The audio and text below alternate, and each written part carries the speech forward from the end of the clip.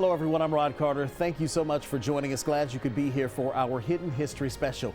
We're going to begin tonight with a search for the past, for lost, ignored, or forgotten African American cemeteries in the Tampa Bay community, and to answer a central question: why did this happen? And more importantly, how? The old saying goes, dead men tell no tales. Right now, I'm still at that stage of hurt. From Tampa's Robles Park, King High School property, to parts unknown, the dead seem to be speaking. Our ancestors is telling a story. The discovery of at least 2 lost African American cemeteries in Tampa raises some very important concerns and questions. Specifically, how did this happen? At Robles Park off Florida Avenue. It just says to me that black people have been here since there was a Tampa. Tampa historian Fred Hearns walks an area where hundreds lay beneath 70-year-old buildings. So there was no voice crying out in the wilderness saying, before we build, let's make sure that there's no truth to these stories, or maybe there is some truth to these stories. It just didn't happen in the 50s. And people definitely knew the graves were there. They've actually got, it looks to me, they've actually even got the numbering of the plots. This 1920s map at the University of South Florida clearly shows the existence of Zion Cemetery. Upwards of 800 burial plots there, including a potter's field. Surrounding it at the time, an African-American neighborhood. The African-American neighborhoods were being torn apart by eminent domain and torn apart to create housing for white citizens of this area. So as a result, there is no voice. There's no one to stop this from happening. And why, more than black and white, green rule the times. The land was valuable. It was ripe for development.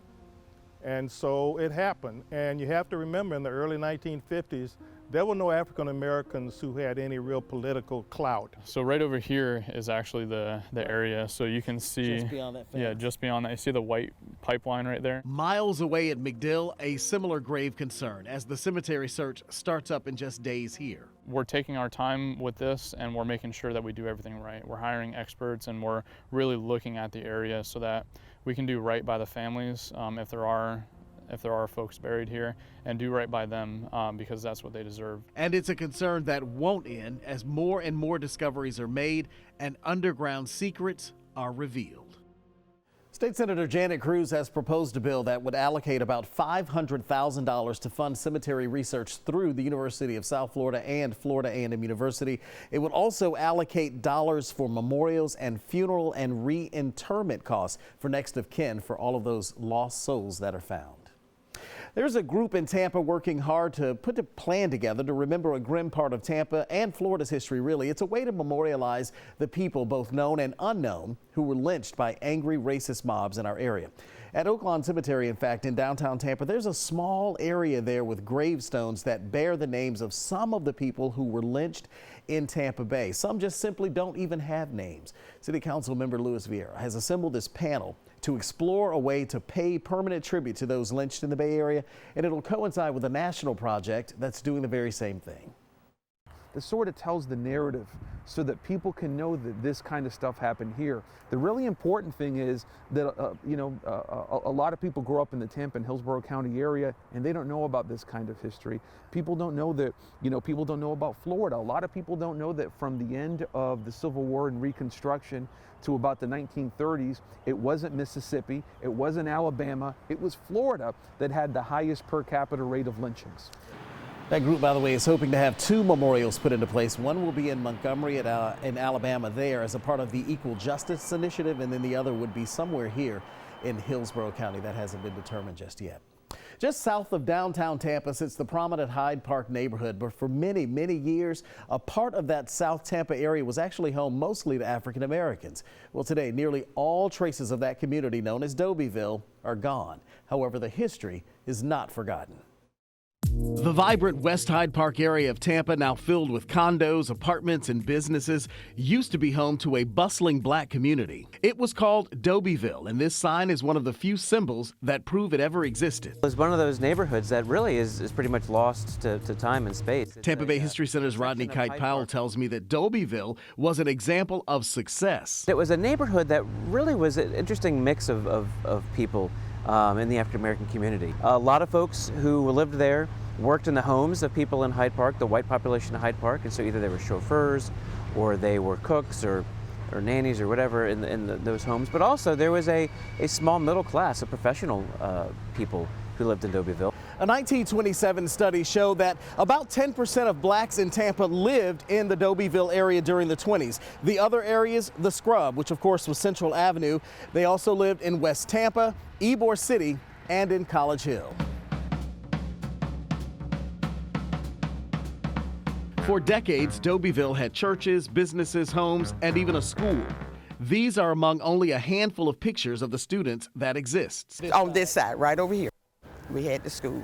Bishop Michelle Patty attended Dobyville as a girl. So this was our area where we had great times. The school was torn down in the mid-1970s to make way for the Crosstown Expressway, now called, of course, the Leroy Selman. What happened is redevelopment and gentrification. Soon, the rest began to disappear. Dobyville, but for a handful of homes, was lost. My grandfather died in 1938. Booker Doby is the great-grandson of the man who founded Dobyville, Richard C. Doby, though no pictures exist of his grandfather. They say when he used to walk down Franklin Street, everybody recognized him, black or white. His legacy has left a mark that cannot be erased.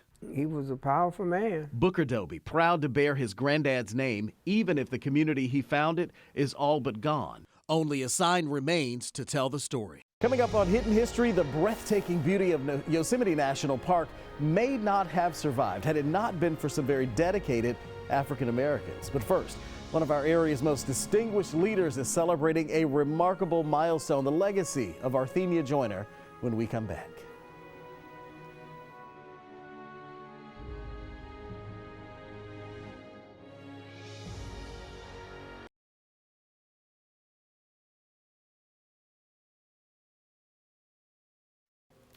Welcome back, everyone. Tonight's Hidden History really is more like living history. Arthenia Joyner is a storied part of the Tampa Bay community and has made waves across the state, across the city, and really across the country. And she is now celebrating 50 years as an attorney. And we're so glad to have Arthenia joining us now to talk a little bit more about your career and your life. And it's kind of hard in a minute or 4 minutes or 5 minutes or a day to really sum up how much you've contributed to this community and to the state of Florida. You were a representative, a senator, a civil rights leader, an attorney, but 50 years as an attorney is a big deal. Yes, it really is. I'm just thankful that the Lord has allowed me to live these 50 years. But, you know, I reflect back that in 1969 when I started, I was the first black woman lawyer in Tampa. Wow. So I was an aberration. And people had to adjust to a black woman showing up at the Hillsborough County Jail to see an inmate, a client. And I remember every time I had to show my ID, I had to do it over and over as though I were a different person. So I finally went to the sheriff and said, look, everybody knows there's only one black woman lawyer in Tampa, and I'm it. Could you please tell them to stop making me go through all these changes every time I come? And of course, he complied. Did you always want to be an attorney? Was that always your goal? Yes. When I was in 5th grade, Doris Ross Reddick was my teacher. And you know who Miss Reddick is. Yes. First black woman on the Hillsborough to be elected to the Hillsborough County School Board. She and her mother taught me. Her mother taught me in 2nd grade, and she taught me in 5th grade. And that was that Brown versus Board of Education case in Thurgood Marshall. And I said, I want to be like him. I want to fight for the people. How hard was it to get to that point, though? Because it couldn't have been an easy journey. Well, I had parents who instilled in me that to whom much is given, much is required, and they expected much from me.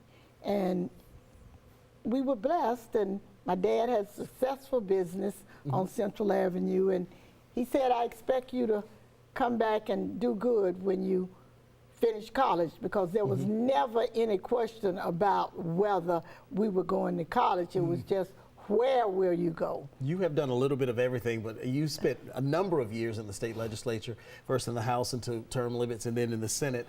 And you were named minority leader, correct? First African-American woman to do that. In the Florida Senate. In the Senate, yes. Yes.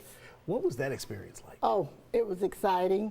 There were 14 Ds, Democrats, and It wasn't exactly like herding cats, but I had a very good group, talented, a lot of vision and creativity and cooperation, so we did well. So what is the piece of legislation that you would consider to be the hallmark of your career that you managed to get passed?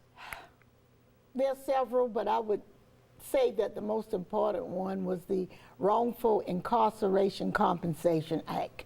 And that means persons who have been incarcerated for excessive periods of time, 20, 30, 40 years, and later they're vindicated by DNA or whatever method is attributed to re-examining the case and finding that they're innocent, then they're entitled to up to $2 million under this act, and also the right to attend a state university and given the equivalent of 4 years. So, that's great. And the state pays attorney's fees for up to $50,000 because you have to actually go to court and petition for this wrongful incarceration restoration. And in addition, there's an annuity that's purchased. Nobody is given $2 million.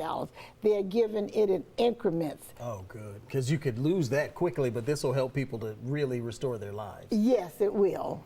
Is there one piece, and I think I may have asked this before, one thing that you wanted to get accomplished that maybe you just couldn't get it across the finish line? I wanted to take the clean hands provision out of that wrongful incarceration.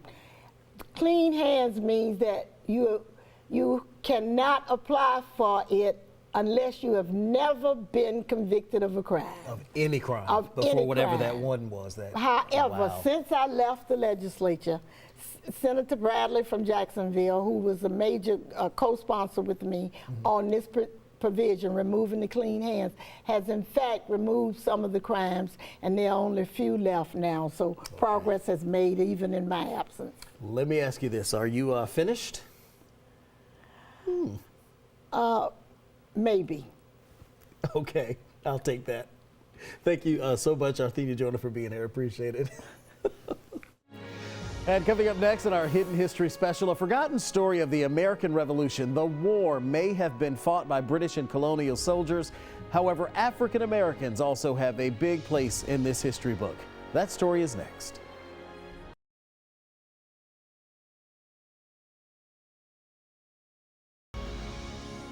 Welcome back, everyone. It was groundwork done by African American soldiers in the 1800s that ensured national parks were protected and are here for us to enjoy today. Yosemite is one of the most famous parks in the country, and reporter Anthony Bailey reveals its hidden history and the hundreds of buffalo soldiers who became its protectors and stewards. Our national parks are home to some of the most iconic views in the world. When you look across here, you're seeing the South Fork of the Merced River. You're seeing the varying coniferous trees that we have here and deciduous trees. National Park Ranger Shelton Johnson teaches visitors about Yosemite. Among the reenactments and talks he presents is the story of a group of African American troops called the Buffalo Soldiers. Their name given by Native American fighters who hearken their hair to the crown of a buffalo. If you could bring those soldiers back and put them right here again, it wouldn't look that much different than what they experienced themselves. In 1866, the Army sent the group, which included Civil War veterans and other soldiers, to the wilderness we know as Wawona. The group was comprised of the 9th and 10th Cavalry and the 24th and 25th Infantry.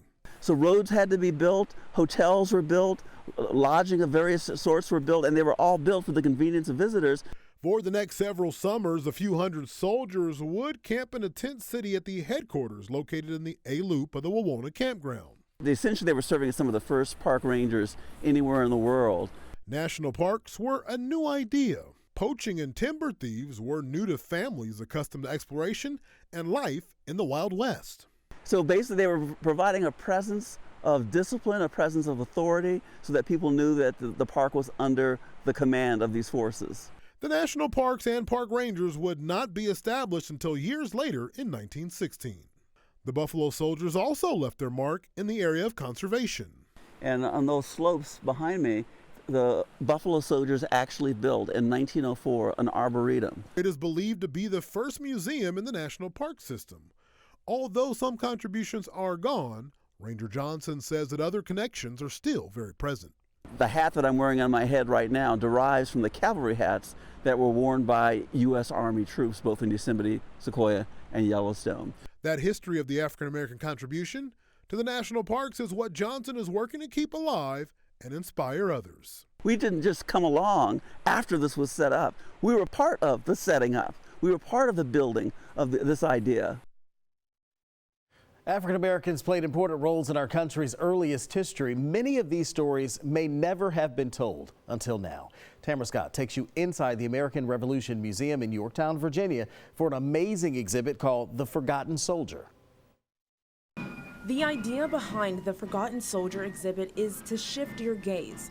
Curators like Kate Egner-Gruber say that was their idea when putting it together. We're trying to tell a more complete story of the American Revolution. We're trying to tell stories that have been forgotten since the American Revolution and tell a more holistic, more complete story. When you first walk in, you're greeted by a timeless photo of the Boston Massacre, but then your eyes are guided to Crispus Attucks, a man of mixed race who's believed to be the very first martyr. This theme continues as you move forward. And I love that you walk into the gallery and you see these artifacts, and then you're immediately confronted with this plantation slave quarter landscape. Paintings and rare documents highlight what the experience was for African Americans and the decisions they had to make. Sometimes they're making choices given very little time, little information, and they just have to act very, very quickly, and then of course live with the consequences of whatever those choices are. Gruber explained for many this option was alluring, but later would prove unfulfilling for most. Deeper into the exhibit, you'll see very important documents that describe what it meant for blacks when the war was said and done, and the British Army had lost, including a woman named Mary Perth. Mary Perth. She's 43 and she's described as a stout wench. And you see here, again, that she came from John Willoughby in Norfolk, Virginia, and she left him 7 years ago. Stories like this fill the gallery and disclose many names and faces that you may never have heard of before in history books.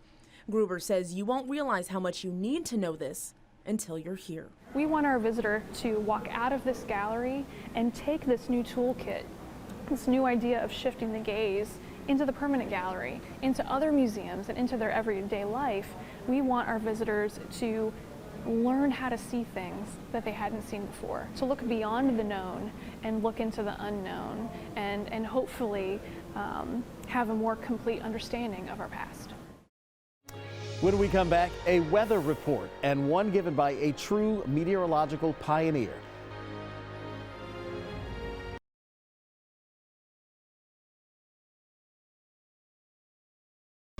Welcome back, everyone. It's time to honor a woman who paved an uncharted path for women of color in meteorology, becoming the first African-American woman to be an on-air meteorologist. Lisa Teachman, the chief meteorologist at our sister station in Wichita, shares the story of June Bacon-Bursey.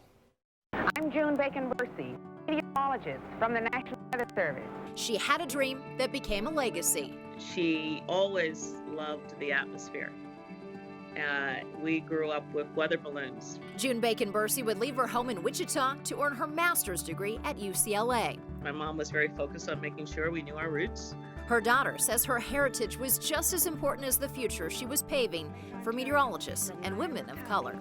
From her perspective, she had the skills and the clear path from an intellectual curiosity to pursue a path that had not been paved before. Already cold air is still barreling down in the midsection of our country. She'd become the first woman and African American to be awarded the American Meteorological Society Seal of Approval for excellence in television weathercasting. The weekend weather with June Bacon-Bursey bears the seal of approval of the American Meteorological Society. Her career included working at NOAA, the U.S. Atomic Energy Commission, and the National Weather Service, all at a time when men greatly outweighed women in scientific fields. She was obviously the only woman in most of her classes. She faced, I think, more issues with her gender than her race. When she was called a weather girl, she would smile and say how proud she was to be a meteorologist. Advancing the science of meteorology was a big goal of June's, particularly with women. That's what drew her to a network game show, winning $64,000. That was her vision of being able to start a scholarship for women in meteorology. Leaving a legacy that paved the way for so many to follow. In Wichita, Chief Meteorologist Lisa Teachman for Hidden History. June Bacon-Bursey passed away last summer at the age of 85. Her family is now working to restore that scholarship, the one she started to encourage meteorological careers for women. We'll be right back.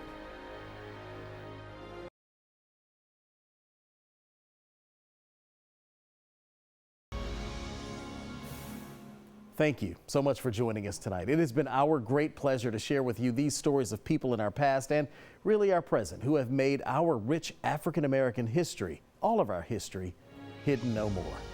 Have a good night.